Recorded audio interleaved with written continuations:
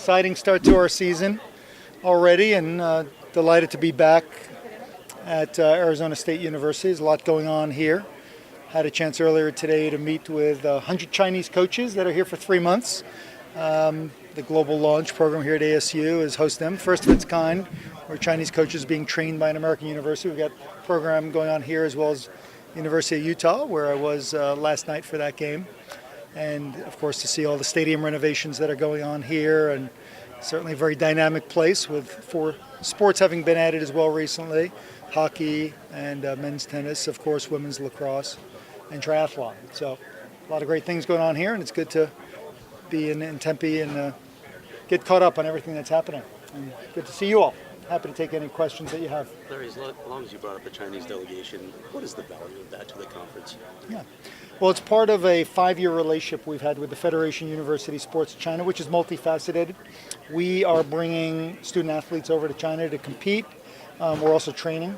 Our schools are actually getting paid to train Chinese coaches.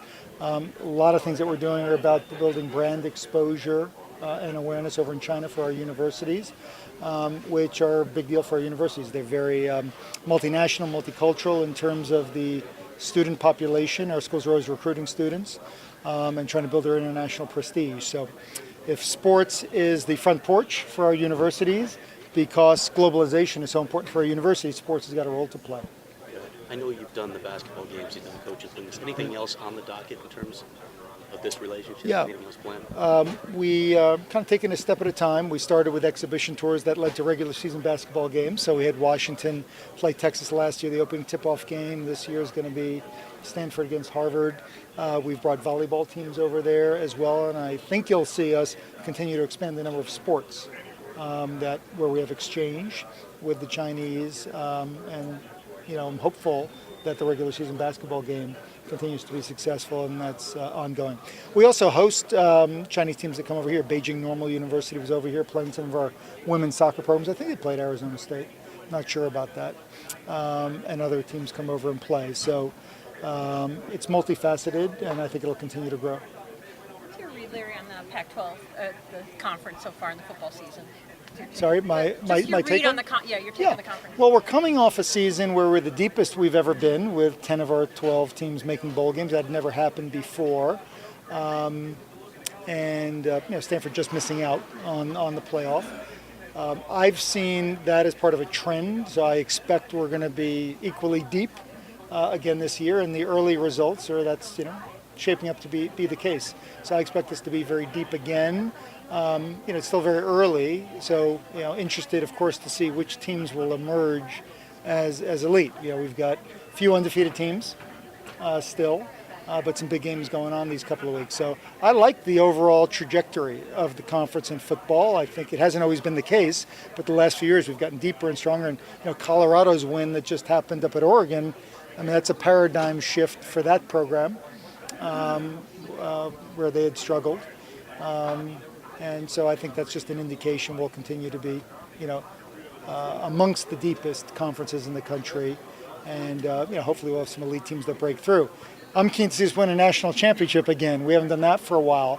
And I really think that's the next step in terms of getting the national respect I think the conference deserves. I think most people have realized we're as deep as any conference out there right now.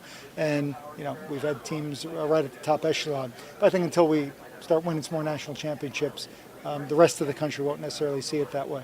Speaking of national respect, there's a tendency sometimes that when one of the league's so-called heavyweights struggles, like USC's kind of struggling right now, the national perception is that the conference is down.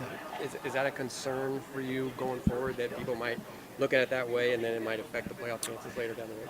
I think that is human nature. But interestingly, the last several years, it's really been the strength of Oregon and Stanford nationally. So I think it's fluid, and I think we've got other schools that have established themselves as strong national, football powerhouses. So I think it's true that your strongest traditional brands doing well garners more attention, more ratings. People that aren't following the conference that closely assume, as you say, if the good brands are doing well, the conference is strong. If they're not, they're not. But I do sense that over the last few years, people have recognized the depth in the conference, and that won't be an impediment for us if we have teams that deserve to be there. Larry, expanding on that, on the flip side of maybe some of the heavyweights taking some hits, you've got Utah obviously having success the last few seasons, and Colorado now. I'm sure this is what you envision when those two teams join the conference. Yeah, when Utah and Colorado joined the conference, it was really with a long-term fit in mind. I mean, you don't expand the conference expecting short-term they're going to do this, that, at least not in our case. It was very much a long-term strategic decision based on their athletic program success, but also academic fit, geographic, markets, some other things. But we also knew those are two programs with a strong pedigree and heritage in football, and they're strong in basketball as well as Olympic sports. They've been, great contributors to the conference in a lot of respects. Utah earlier than Colorado in terms of football, but Colorado had some good success in basketball early on. So I know for the folks in Colorado, they've been very eager to have some signature wins in the conference, and this will be an important moment for them. Speaking of basketball, I saw that there was going to be two teams from the Pac-12 at the Phil Knight Invitational coming up this next year. What does it mean for the Pac-12 to get to be a part of such an event, recognizing Phil Knight? Yeah, well, Phil is very much part of the Pac-12. I look at him that way. Obviously being based in Oregon, being such a strong Oregon supporter, and I think it's only natural that if there's going to be an event honoring Phil, that we'd be represented there.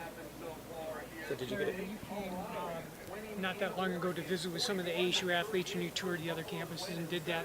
What came out of that in terms of going forward for athlete initiatives? Yeah, so I gained a lot from my opportunity to interact and meet with our student athletes directly. It was on the topic of time demands and how our student athletes are doing, balancing the significant commitments they make to be elite athletes and compete for Pac-12 championships, national championships, and beyond. As we saw in the recent Olympics, we had a lot of student athletes competing in Rio. But at the same time, they come to our schools because they want access to an elite education. And it's important for the leadership of our conference that our student athletes have a chance to fully engage as students as well. So what came out of that for me was a lot of anecdotes, findings, confirmation of some information we'd gotten from various surveys that we had done, but some helpful nuance. From it, we produced a white paper. If you hadn't seen it, I'd be happy to share it with you, that documented our findings from those visits and the survey and some recommendations going forward that will result in legislative proposals we are making that may get voted on as early as January NCAA convention. So if you're interested in more, happy to share that with you. Are there specific legislative action that you? There are proposals, yes. Proposals around numbers of days off after the competitive season's over, but also during the season, including one non-travel day off per week, kind of dead periods overnight, where student athletes have a chance to rest and recover, time management plans, things of that nature that student athletes will be aware of, more transparency around the whole process of what's expected as a student athlete, more input for student athletes. Those are some of the themes around proposals we will make. You took a tour of the stadium, right? I haven't yet. Oh, you haven't? I was supposed to earlier, but I got caught up in some other things, so I will be during the game getting the lay of the land.